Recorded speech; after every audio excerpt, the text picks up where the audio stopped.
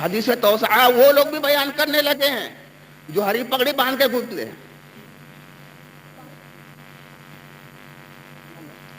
تو ان کے لیے تو ابن تیمیہ نہیں کام دیں گے, ان کے لیے ابن تیمیہ کارآمد نہیں ہوں گے. آئیے امام عبدالحق محدث دہلوی کی بارگاہ میں, ان کو تو مانتے ہو تم لوگ, وہ تو اتنی عظیم شخصیت ہے کہ اگر کسی حدیث کے بارے میں ان کو تحقیق نہیں ہو پاتی تھی تو وہ بارگاہ رسالت میں خود پہنچ کر کے پوچھ لیا کرتے تھے کہ یا رسول اللہ آپ نے حدیث ارشاد فرمائیے. بارگاہ رسالت محمد صلی اللہ علیہ وسلم.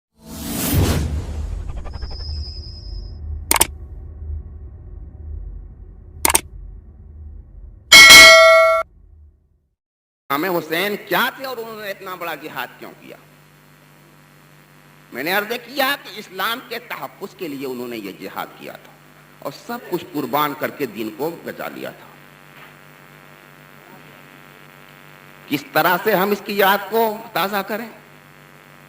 لوگوں نے عجیب عجیب ڈھنگ نکال رکھے. اس دور میں امام حسین کی یاد تازہ کرنے کے عجیب عجیب ڈھنگ لوگوں نے نکال رکھے. ایک نیا طریقہ یہ نکل گیا ہے, بالکل نیا نظر آ رہا ہے مجھے تو, کہ 10 محرم الحرام کے دن لوگ بینیا پر سے بکرا خرید کر کے لاتے ہیں اور اسے ذبح کر کے اس کی خوب اچھی ضیافت کرتے ہیں. نہایت مرقن اور لذیذ کھانے پکائے جاتے ہیں, مضافر اور کلیہ وغیرہ تیار کی جاتی ہے, اپنے مہمانوں کو بلایا جاتا ہے, اپنے خیش و اقارب کو بلایا جاتا ہے, اپنے دوستوں کو بلایا جاتا ہے, اپنے عزیزوں کو بلایا جاتا ہے, بڑے اہتمام سے وہ دعوت کی جاتی ہے. اور یہ دعوت کر کے گویا وہ لوگ امام حسین کے اوپر ایک احسان رکھ رہے ہیں کہ ہم ان کی یاد منا رہے ہیں. میں عرض کرتا ہوں کہ جو لوگ سیدنا عثمان غنی رضی اللہ تعالیٰ عنہ کے یوم شہادت میں بکرا ذبح کر کے اپنی خوشی کا اظہار کر رہے ہیں تو ان میں اور تمہارے درمیان کیا فرق رہ گیا؟ واہ واہ واہ سبحان اللہ, واہ واہ سبحان اللہ, بہت واہ واہ, کیا فرق رہ گیا؟ واہ واہ واہ واہ, کیا بات ہے, واہ کیا نقطہ ہے, واہ واہ, دونوں کا وہی حال ہے, واہ واہ واہ. تم کہتے ہو کہ ذی الحجہ کی 18 تاریخ فلاں گروپ کے لوگ ایسا کرتے ہیں. حضرت سیدنا عثمان غنی رضی اللہ تعالیٰ عنہ کے یوم شہادت کے موقع پر وہ لوگ اپنے گھروں میں چھپ کر کے بکرا ذبح کرتے ہیں اور طرح طرح سے ذبح کرنے کے بعد اس کو کھاتے ہیں, پیتے ہیں. میں کہتا ہوں کہ اگر حضرت سیدنا عثمان غنی رضی اللہ تعالیٰ عنہ کے یوم شہادت کے موقع پر کچھ لوگ بکرا ذبح کرتے ہیں اور اس کی دعوت کرتے ہیں تو ان میں اور تم میں کیا فرق رہ گیا؟ تم بھی تو سیدنا امام حسین کے یوم شہادت کے دن پر بکرا ذبح کر کے منا رہے ہو. بات خوب. اگر وہ خوشی منا رہے ہیں بکرا ذبح کر کے تو تم بکرا ذبح کر کے تم کیسے منا سکتے ہو؟ کیا فرق ہے دونوں میں؟ دونوں میں خوشی کا اظہار ہو رہا ہے.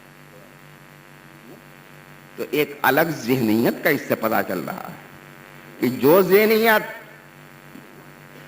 حضرت سیدنا عثمان غنی کی یوم شہادت کے موقع پر بکرا ذبح کرنے میں کام کر رہی ہے وہی ذہنیت سیدنا امام حسین علیہ السلام کے یوم شہادت میں بکرا ذبح کرنے میں کام رہی ہے. کوئی فرق نہیں. اور بڑے مزے کی بات یہ ہے کہ اس کی جواز کے لیے حدیث پیش کی جاتی ہے. اس کے جواز کے لیے حدیث پیش کی جاتی ہے. آج تو حال کچھ ایسا ہو گیا ہے کہ عربی کی کوئی بھی عبارت ہو اس کے ساتھ قال رسول اللہ لگا دو, بس حدیث ہو گئی. حدیث کی کوئی بھی عبارت ہو اس سے پہلے لگا دو قال رسول اللہ. عربی کی تو عبارت ہے کہ بالکل حدیث لگے گی. قال رسول اللہ کسی عبارت میں لگا دینے سے وہ عبارت حدیث رسول ہو جائے گی؟ ذرا سوچو. تو اسی انداز کی ایک جملہ ہے جس میں قال رسول اللہ لگا کر پڑھا جاتا ہے. من وصى على عياله يوم عاشوراء وصى الله عليه سائر سنة. جب کوئی آدمی بکرا ذبح کرتا ہے 10 تاریخ کو تو بکرا ذبح کرنے سے پہلے اس کو یہ حدیث یاد کرا دی جاتی ہے کہ اگر کوئی پوچھے گا تو یہ پڑھ دینا، کوئی پوچھے گا کہ یہ کیسے ہے تو یہ حدیث پڑھ دینا. اگر پوچھا جائے کہاں ہے یہ حدیث، ارے حدیث قال رسول اللہ لگا ہوا ہے، اس میں تمہیں شک ہے؟ قال رسول اللہ لگا ہوا ہے، اب اس میں کیا شک؟ ارے اللہ کے بندے، دنیا میں حدیثیں ہر طرح کی ہوتی ہیں. بنو امیہ نے اپنے دور حکومت میں 1 لاکھ سے زیادہ حدیثیں گڑوائی ہیں. میں نہیں کہہ رہا، بڑے بڑے ائمہ فن کے لکھ چکے ہیں. ان کے اکابر کی فضیلت میں بہت سی حدیثیں آ گئی ہیں، ان کے اعمال کے بارے میں بہت سی حدیثیں آ گئی ہیں. تو اسی کے طرح کی ایک حدیث یہ بھی ہے جسے حدیث توسعہ کہا جاتا ہے. سن لو اس کی حقیقت کیا ہے. اور میں بڑے بڑے ائمہ فن سے اس کی حقیقت اگر بیان کرواؤں تو کہیں گے کون لوگ ہیں، ان کو ہم جانتے نہیں. یہ کون لوگ ہیں، ان کو تو ہم جانتے نہیں. میں کہوں امام احمد جانتے کون. لیکن اگر ان سے یہ پوچھا جائے علامہ ابن تیمیہ کو تو آپ جانتے ہوں؟ ہاں ہاں ضرور جانتے ہیں. وہ بہت بڑے امام تھے، بہت بڑے امام تھے، اتنے بڑے امام تھے کہ ان سے بڑا کوئی مجتہد آج تک پیدا ہی نہیں. میں کہتا ہوں چلو آؤ دیکھو امام ابن تیمیہ تمہارے کیا کہتے ہیں حدیث توسعہ کے بارے میں. فرماتے ہیں منہاج السنہ کی 3 جلد میں، صفحہ نمبر نہیں بتلاؤں گا، ذرا کھوجیں تلاش کریں. 3 جلد میں لکھتے ہیں کہ حدیث توسعہ کی کوئی بھی اصل نہیں ہے. امام احمد نے یہی کہا، اور ائمہ اربعہ میں سے کسی بھی امام نے اس حدیث کی توثیق کی ہی نہیں ہے، اور اسے بہتر بھی نہیں سمجھا ہے، اچھا بھی نہیں سمجھا. وَلَمْ يَسْتَعِبْهُ وَحْدٌ مِّنَ الْأَئِمَّةِ. سبحان اللہ، سبحان اللہ. اپنے گھر کی بات نہیں کہہ رہا ہوں، تمہارے گھر کے جو سب سے بڑے امام ہیں ان کی بات کہہ رہا ہوں. بہت خوب. اور مجھے تعجب تو اس وقت ہوتا ہے جب اپنے ہی جماعت کے کچھ لوگ اس انداز کی باتیں کرنے لگتے ہیں. حدیث توسعہ وہ لوگ بھی بیان کرنے لگے ہیں جو ہری پگڑی باندھ کے گھومتے ہیں. تو ان کے لیے تو ابن تیمیہ نہیں کام دیں گے، ان کے لیے ابن تیمیہ کارآمد نہیں ہوں گے. آئیے امام عبدالحق محدث دہلوی کی بارگاہ میں، ان کو تو مانتے ہو تم لوگ، وہ تو اتنی عظیم شخصیت ہے کہ اگر کسی حدیث کے بارے میں ان کو تحقیق نہیں ہو پاتی تھی تو وہ بارگاہ رسالت میں خود پہنچ کر کے پوچھ لیا کرتے تھے کہ یا رسول اللہ فرمائیے. بارگاہ رسالت محمد صلی اللہ علیہ وسلم کو ان کو جواب کہ میں یہ حدیث میری کہی ہوئی ہے، اور جو رسول اللہ کی حدیث نہیں ہوا کرتی تھی اللہ کے رسول ارشاد فرما دیا کرتے تھے کہ میں نے ایسا کچھ نہیں کہا. تو وہی شیخ عبدالحق محدث دہلوی شرح صفر السعادہ میں لکھتے ہیں کہ صرف حدیث توسعہ ہی نہیں بلکہ حدیث اکتحال یعنی سرما لگانے والی حدیث یوم عاشورہ اور حدیث تزین، اور اس کے علاوہ یوم عاشورہ کے بارے میں اور بھی جو حدیثیں ہیں سوائے یوم عاشورہ کے روزے والی حدیث کی، ساری کی ساری حدیثیں بالکل موضوع ہیں، بالکل باطل ہیں،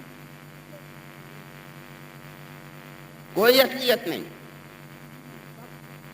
ہندوستان کا سب سے بڑا حدیث کا محقق یہ لکھ رہا ہے کوئی اصل نہیں. سبحان اللہ. اور تم اپنا بکرا ذبح کرنے کے لیے ایسی حدیث لا رہے ہو. ارے کوئی ٹھکانے کی تو حدیث لاؤ. یہ دراصل یہ کوئی حدیث ہے ہی نہیں، بنی امیہ نے اس کو حدیث بنایا ہے، گڑوایا ہے. اور کس کے زمانے میں یہ حدیث گڑی گئی ہے؟ خدا کے فضل سے میں نے اس کا بھی سراغ لگا دیا. مورخ مقریزی بہت بڑے مورخ، وہ خطط الشام میں لکھتے ہیں کہ عبد الملک ابن مروان کے زمانے میں حجاج ابن یوسف ثقفی نے محبان آل رسول کو چڑھانے کے لیے حدیث توسعہ کی رسم جاری کی، توسعہ کی رسم جاری کی اور اس کے لیے حدیث وضع کرائی۔ کون ہے وضع کرانے والا؟ حجاج ابن یوسف ثقفی، جو اس امت کا سب سے بڑا خونخوار آدمی ہے، کہ اگر تمام امت کے لوگوں نے جتنا ظلم کیا ہے سب کو ایک طرف کر دیا جائے اور حجاج ابن یوسف کے ظلم کو ایک طرف کر لیا جائے تو حجاج ابن یوسف کا کے ظلم کا پلڑا نیچا رہ جائے گا، وزنی ثابت ہوگا۔ اتنا بڑا سفاک قسم کا آدمی تھا حجاج ابن یوسف۔ اس نے محبان آل رسول کو تنگ کرنے کے لیے، ان کو چڑھانے کے لیے نفع عیال اور توسع عیال کی رسم جاری کی تھی اور اس کے لیے حدیث وضع کرائی۔ میں نہیں کہہ رہا ہوں، علامہ مقریظی لکھ رہے ہیں۔ خوب سمجھ گئے کہ یہ حدیث توسع کیا بلا ہے۔ یہاں پر بہت بڑے بڑے علماء کرام بیٹھے ہوئے ہیں، ہمارے حضرت مولانا امان الرحمان صاحب قبلہ بھی تشریف فرما۔ جب کسی حدیث کے بارے میں یہ کہا جاتا ہے کہ یہ حدیث موضوع ہے، یہ حدیث بے انتہا ضعیف ہے، تو کیوں ضعیف ہے؟ حدیث پر نگاہ رکھنے والا ایک عالم ضرور فوراً یہ سوال کرے گا، بھائی ضعیف ہے، اتنا بڑا دعویٰ کیوں ضعیف؟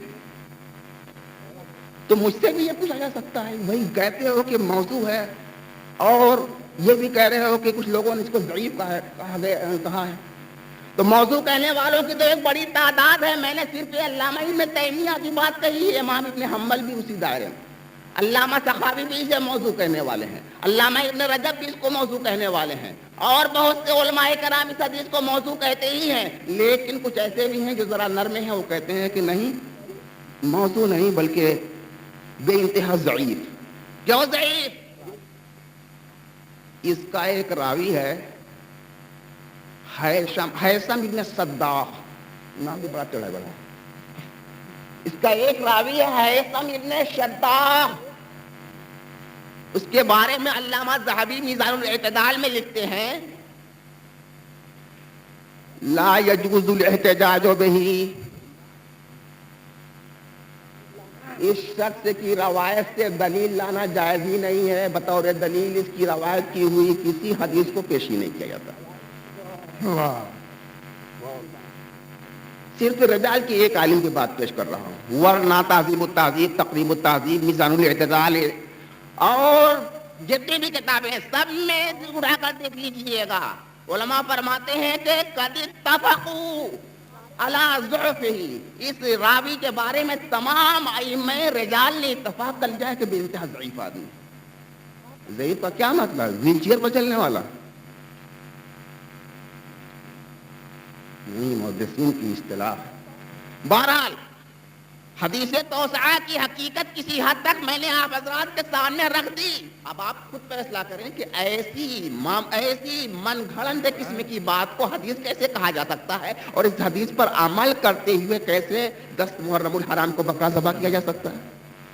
سب لایانی باتیں ہیں، قطعاً ان چیزوں پر عمل نہیں ہونا چاہیے۔ محرم الحرام کی 10 تاریخ امام حسین علی جدہ علیہ السلام کی شہادت کی تاریخ ہے، اس روز گب حسین منانا چاہیے، یا حسین کرنا چاہیے، اور امام حسین کی ذکر جمیل سے اپنی زبان کو رد اللسان کرنا چاہیے، قرآن خوانی کرنی چاہیے، ان کا اظہار ثواب کرنا چاہیے۔ یہی وہ حقیقت ہے، جس کو اپناؤ رہو گے تو امام حسین کے ساتھ رہو گے، امام حسین کی عظمت تمہارے دل میں رہے گی اور ان سے محبت کرنے والے گنے جاؤ گے۔ سبحان اللہ، سبحان اللہ۔ ان کی محبت بہت بڑا سرمایہ ہے، اس سرمایہ کو اپنے سینے میں بڑی حفاظت سے رکھو، کبھی ضائع نہ ہونے پائے، ورنہ یہ بحریہ قسم کے لوگ حدیث توسعہ دکھا کر کے بہت تیزی میں گمراہ کرتے جا رہے ہیں۔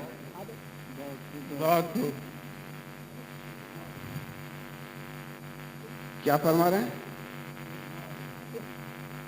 ہاں، ایک حدیث اقتحال بھی ہے، میں نے عرض کیا تھا حدیث اقتحال یعنی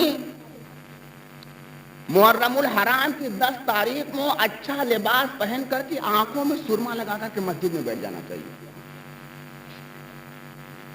کچھ لوگوں کا یہ بھی خیال ہے, اس کے لیے بھی حدیث, یا اللہ یہ کیا بلا ہے, یہ کیا بلا ہے. میں نے آج تک کبھی نہیں سنا, جو لوگ کبھی نہیں سرما لگاتے ہیں ان کے بارے میں نے سنا کہ محرم الحرام کی 10 تاریخ میں نیا لباس پہن کر آنکھ میں سرما لگا کر کے مسجد میں بیٹھتے ہیں اور مواعظ حسنہ علماء قرآن کے سنتے ہیں. بالکل موضوع حدیث سیکھتے ہیں. قد اتفقوا ولا والزعیم, تمام ائمہ حدیث نے اس کے موضوع ہونے پر اتفاق کیا. لیکن اس کی حقیقت کیا ہے, آؤ اس کو بھی بتا دیں. علامہ شامی کا آپ لوگوں نے نام سنا ہوگا, بہت بڑے فقیر ہیں.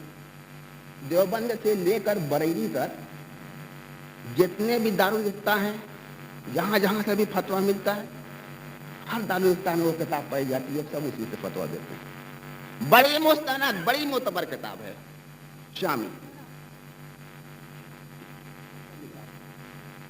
اسی شامی کے اندر لکھا ہوا ہے, 5ویں جلد ہے, 1-2 جلد سے لوگ معاملہ صاف کر دیتے ہیں, 5ویں کون پڑھنے جائے گا. 5ویں جلد ہے, صفحہ نمبر نہیں بتاؤں گا, لیکن جو شخص سے پوچھنے آئے گا انشاءاللہ تبارک و تعالی 1 منٹ کے اندر دکھا دوں گا وہ عبارت. سبحان اللہ. علامہ شامی لکھتے ہیں کہ ابن سعد نے امام حسین علیہ السلام کو شہید کرنے کے بعد اسی 10 تاریخ کو خون حسین سے اپنی آنکھوں میں سرما لگایا تھا.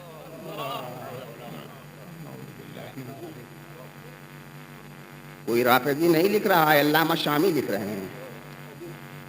5ویں جلد کے اندر یہ عبارت موجود ہے کہ ابن سعد نے امام حسین کو شہید کرنے کے بعد آپ کا جمع ہوا خون سلائی میں لگا کر اپنی آنکھوں میں لگایا تھا تاکہ اس کی آنکھیں ٹھنڈی ہو جائیں. اور معاملہ یہیں تک نہیں رہا, اس جمے ہوئے خون کا صفوف بنا کر کے اسی ابن سعد کی طرف سے یزید کے پاس بھی وہ خون حسین پیش کیا گیا تھا کہ یزید تو بھی اپنی آنکھوں کو ٹھنڈا کرنے کے لیے خون حسین کا سرما لگا لے. دیکھا جو لوگ مسجدوں میں سرما لگا کر 10 تاریخ کو بیٹھتے ہیں اس کی کیا حقیقت. کہیں اور سے نہیں بول رہا ہوں, شامی سے بول رہا ہوں, جو بہت معتبر کتاب ہے, سب مانتے ہیں, جتنے حنفی ہیں سب اس سے فتوا دیتے ہیں. اسی کے اندر یہ عبارت موجود ہے, 5ویں جلد ہے. جو شخص مجھ سے پوچھنا چاہے جب چاہے آدھی رات کو آئے گا انشاءاللہ تبارک و تعالی وہ عبارت شامی کے اندر سے کھول کر کے آپ کو دکھا دوں گا, اور بہت مشکل سے ملے گی خود سے, اگر لوگ کھولنا چاہیں گے تو. بہرحال وقت کافی ہو گیا. علماء کرام کافی تعداد میں حضرات کے سامنے بیٹھے ہوئے. میں کہاں تک باتیں آپ تک پہنچاتا رہوں, ان کے مواعظ حسنہ سے بھی آپ لوگوں کو مستفید ہونا ہے. بہرحال امام حسین کی بڑی عظمت, اس عظمت کو اپنے سینوں میں جگاؤ اور نئی نئی بدعتیں مت رائج کرو. امام حسین کی عظمت دل میں کیسے بیٹھے گی, ان کا ذکر جمیل سنو, ان کی شہادت عظمیٰ کے واقعات علماء کرام اگر بیان کریں تو خوب توجہ سے سنو, اور ان کی محبت کو اپنے سینے سے لگا کر کے اپنی زندگی کو گزارو. اگر ان کی محبت کو ساتھ لے کر اس دنیا سے جاؤ گے تو انشاءاللہ تبارک و تعالی کل قیامت کے دن تمہیں سرکار دو عالم صلی اللہ تعالی علیہ وسلم کی شفاعت یقیناً نصیب ہوگی. سبحان اللہ, سبحان اللہ. اور سن لو, دنیا کا کوئی بڑا سے بڑا مرتاز صفت بزرگ و درویش ہو, اپنے پوری زندگی جو شخص اپنی عبادتوں اور ریاضتوں میں گزار چکا ہو, وہ اگر چاہے کہ بلا فضل خدا کی, بلا شفاعت رسول کی ہم جنت میں داخل ہو جائیں تو ناممکن. انسان کل قیامت کے دن اگر جنت میں داخل ہوگا تو اللہ کے وہاں فضل و کرم سے داخل ہوگا, اللہ کے رسول صلی اللہ تعالی علیہ وسلم کی شفاعت سے داخل ہوگا. سبحان جس اللہ کی حضور شفاعت نہیں فرمائیں گے, چاہے وہ کتنا ہی بڑا پادری رہا ہو, نہیں داخل ہوگا جنت. تو حضور کی شفاعت ضروری. یہ شفاعت کیسے آپ کو حاصل ہوگی؟ جب دل میں اللہ کی محبت, اللہ کے رسول کی محبت, اللہ کے رسول کی آل پاک کی محبت. سبحان اللہ سبحان اللہ. 3 محبتیں اس کے لیے شرطیں ہیں. پہلی محبت ہے محبت الہی. محبت الہی کیا ہے؟ کہ در حقیقت ایک نور ہے, شریعت کا بھی نور ہے, طریقت کا بھی نور ہے, حقیقت کا بھی نور ہے, معرفت کا بھی نور, ہر چیز کا نور محبت ہے.